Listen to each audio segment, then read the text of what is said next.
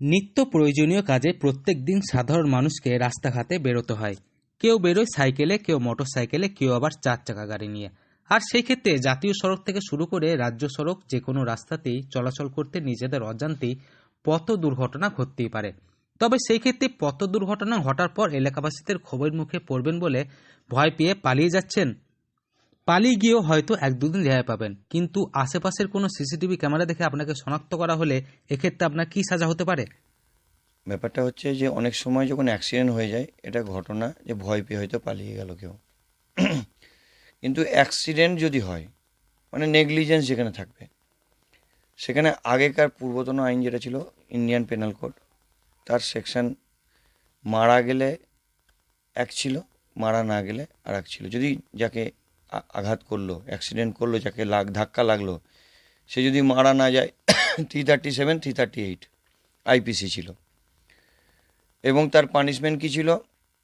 তার পানিশমেন্ট খুব লঘু ছিল, 500 টাকা আর 1000 টাকা 337-এর জন্য, এবং 338-এর জন্য 1000 টাকা, এবং জেল হলে 2 মাস আর 3 মাস, 3 মাস আর 2 বছর, এই ছিল তাদের পানিশমেন্ট।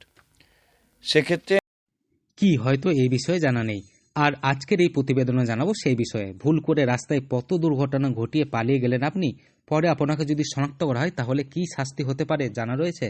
আগেকার আইন অনুযায়ী যে নিয়ম ছিল ইন্ডিয়ান পেনাল কোড অনুসারে, যদি আপনার দ্বারা পথ দুর্ঘটনায় কোনো মানুষ মারা যায় সেক্ষেত্রে একরকম ছিল, আর যদি মারা না যায় সেক্ষেত্রে অন্য একরকম ছিল। যদি পথ দুর্ঘটনায় কেউ মারা না যায় সেক্ষেত্রে আইপিসি ধারা 337 এবং 338, আর সেক্ষেত্রে 337-এর ক্ষেত্রে বর্তমানে যে আইনটা এলো, এটা চালু হবে, রিসেন্ট চালু হয়ে যাবে, তার নোটিফিকেশনও চলে এসছে।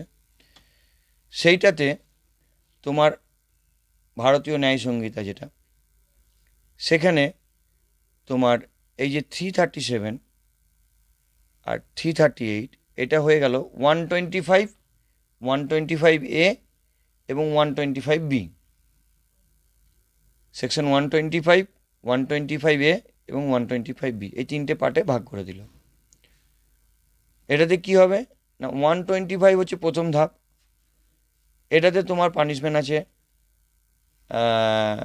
2500 টাকা, 125A-তে আছে 5000 টাকা, 125B-তে আছে 10,000 টাকা।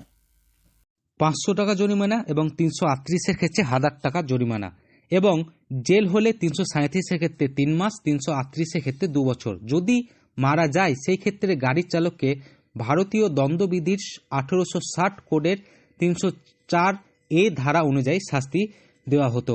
তবে বর্তমানে যে নিয়ম এসেছে সেই নিয়ম জানলে রীতিমতো চমকে উঠবেন আপনিও।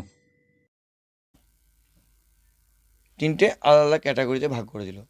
প্রথমটা সিম্পল হার্ট অ্যাক্সিডেন্ট হলো, সিম্পল হার্ট হলো। তারপর একটা অ্যাক্সিডেন্ট হলো, গ্রিভিয়াস হার্ট হলো। তারপর একটা আরও গ্রিভিয়াস হার্ট হলো। তো সেই ক্ষেত্রে এই 3টে ভাগ করে দিল, এবং যে 304 সেটাও চেঞ্জ হয়ে গেল, এবং সেক্ষেত্রে পানিশমেন্টটা তোমার মোস্ট প্রবলি 3 বছর হয়ে গেছে। তাহলে আগে ছিল 2 বছর, এখন হয়ে গেল 3 বছর।